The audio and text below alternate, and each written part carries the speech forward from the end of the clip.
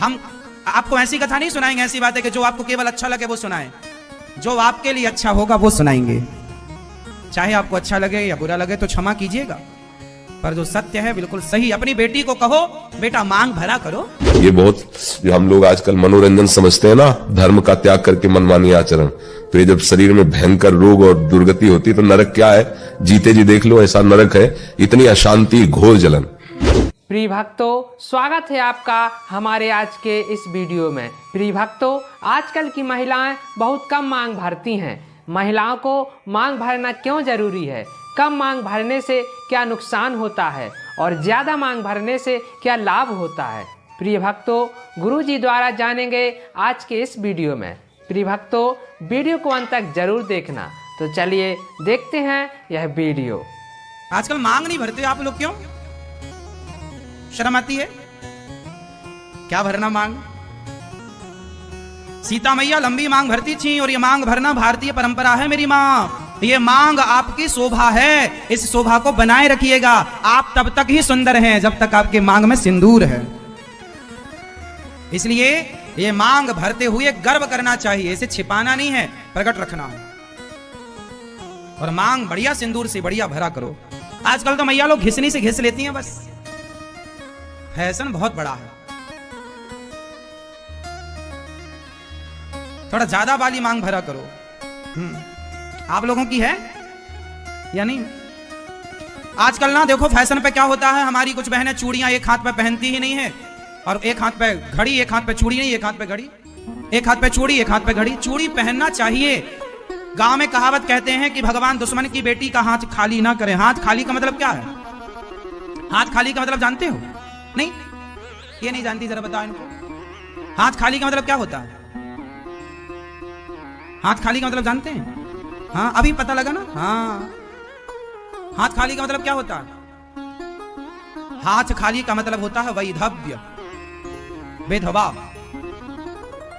इसलिए लोग कहते हैं दुश्मन की बेटी का भी हाथ खाली, लेकिन आजकल फैशन के नाम पे हाथ खाली करके घूमती हैं। हाँ या ना? चूड़ियां नहीं होती कुछ हाथों में, चूड़ियां होनी चाहिए। हाँ, जल्दी जल्दी चेंज कर लो। ये हमारे बोलने से नहीं, आपको बुरा लग सकता है तो क्षमा कीजिएगा। आपको बुरा लगे, हम वो बातें नहीं बताएंगे आपको।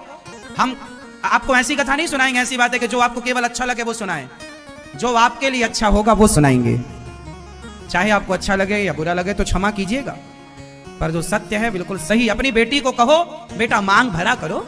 और चूड़ियां आप आजकल की लड़कियों को, चूड़ी लड़की नहीं स्त्रियों को, आजकल की स्त्रियों को चूड़ियां बदलने का भी ज्ञान नहीं है। आप लोग जब चूड़ियां बदलती हो ना तो पूरा उतार लेती हो सारी चूड़ियां, क्योंकि सेट पहनना है ना पूरा एक कलर का, तो वो सारी चूड़ियां उतारती हो नहीं। इसलिए हमारे यहाँ एक परंपरा है कि एक लाल कलर की चूड़ी होती है जो माता जी को चढ़ती है। वो चढ़ी हुई चूड़ी प्रसाद के रूप में माताएं पहनती हैं। और जब आप चूड़ियां बदलती हो तो एक चूड़ी आपके हाथ में होनी चाहिए, एक चूड़ी आपके हाथ में आखिरी में होनी चाहिए, फिर आप बदलो। पीछे एक चूड़ी पड़ी रहे, या सारी पहन के उसको हटा सकते हैं। सेट यदि आपका बिगड़ रहा है, कलर कॉम्बिनेशन नहीं बैठ रहा है, तो आप बाद में उसको हटा लो, पर आखिरी में एक चूड़ी होनी चाहिए। पूरा हाथ खाली नहीं होना चाहिए। पूरा हाथ तो तभी खाली होता है जब पति नहीं होता। हाँ या ना? इसलिए ये बात जरा समझाओ और सिखाओ। मांग हो, चूड़ी हो, गले में मंगलसूत्र हो, आप अपना स्वरूप ना बदलो। फैशन अच्छी बात है, आज के हिसाब से रहो, लेकिन फिर भी अपना जो मंगल श्रृंगार है, इसे मांगलिक श्रृंगार बोलते हैं। मंगलसूत्र क्यों नाम पड़ा? वो मंगलकारी है। मंगलसूत्र को मंगलसूत्र क्यों कहते हैं मैया? बताइए, सूत्र क्या है? सूत्र का मतलब होता है बंधन, है ना? जैसे रक्षा सूत्र है, भाई रक्षा सूत्र बांधो, ऐसे मंगल सूत्र होता है। मंगल सूत्र का मतलब क्या होता है? मंगलकारी बंधन, जो हमारे जीवन को अनेक प्रकार के मंगलों से भरता हो, वो मंगलकारी बंधन को मंगल सूत्र कहते हैं। और स्त्री के गले पर क्या होना चाहिए? सदा मंगलसूत्र होना चाहिए। इसलिए मंगलसूत्र जरूरी है। तो पति हनुमान जी ने एक बार माता सीता को देखा कि माता सीता सिंदूर लगा रही थी, तो हनुमान जी ने कहा माँ ये क्या लगा रही हो? बोले सिंदूर। क्यों? बोले राम जी की लंबी आयु के लिए। तो हनुमान जी बोले क्या आपके इतने से सिंदूर लगाने से राम जी की आयु लंबी होगी? हाँ। तो सीता मैया ने कहा जरूर होगी बेटा। हनुमान जी बोले यदि आपके सिंदूर लगाने से राम जी की आयु लंबी होती तो आज से मैं पूरे शरीर में सिंदूर लगाऊंगा। तब से हनुमान जी को सिंदूर चढ़ने लगा। तब से हनुमान जी को क्या चढ़ने लगा? सिंदूर। तो मांग क्यों भरते हैं आप लोग? मांग क्यों भरी जाती है मैया? आप बताओ। पति की लंबी आयु के लिए तो लंबा भरो ना।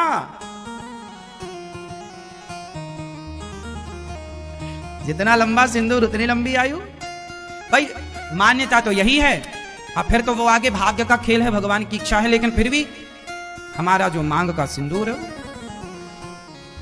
मंगलकारी है। इसलिए आपको पता होगा बिहार में आज भी जब लड़की का विवाह होता है तो मांग उसकी यहां से स्टार्ट होती है। कहां से? कहां से? नाक से। यहां से लेकर के पूरा फिर यहां तक जाता है। वहां पर जब मांग भरी जाती है वो यहां से स्टार्ट होती है, नाक से। ये मांग। पर अब यहां से आप तो ना भरो, बिहार में आज भी ये रिवाज है और आपको देखने को मिल जाएगा। तो आप फिर भी उतना तो रखो जितना आवश्यक है। और याद रखिएगा सिंदूर ही लगाने की बात है, घिसनी नहीं। क्या लगाने की बात है? आपको यदि बाजार का सिंदूर रिएक्शन करता हो, परेशान करता हो, तो मैं आपको सिंदूर बनाने का तरीका बता दूं। कुमकुम बढ़िया घर में बना लिया करो। हल्दी लो और हल्दी में जरा सा नींबू मिलाओ। क्या मिलाना है? नींबू। हल्दी में जरा सा नींबू मिला लो और फिर उसको बढ़िया सा ठीक से कर लो, पीस लो। देखो बन गया सिंदूर। मतलब रोली कुमकुम लाल हो गई। माता जी को चढ़ा दो, भगवान जी को, राधा रानी को, सीता मैया को चढ़ा दो। और सिंदूर जब लगा, सिंदूर मतलब रोली, सिंदूर भी होता है, रोली भी, कोई दिक्कत नहीं है। कुमकुम बोलते हैं, कुमकुम। क्या बोलते हैं? कुमकुम। और सिंदूर ना खाली बाजार से खरीद के नहीं लगाना चाहिए। महिलाएं 90% महिलाएं गलती करती हैं कि आप लोग सिंदूर लाए, आप लोग कुमकुम लाए और आपने डायरेक्ट लगा लिया। ऐसे नहीं लगाते।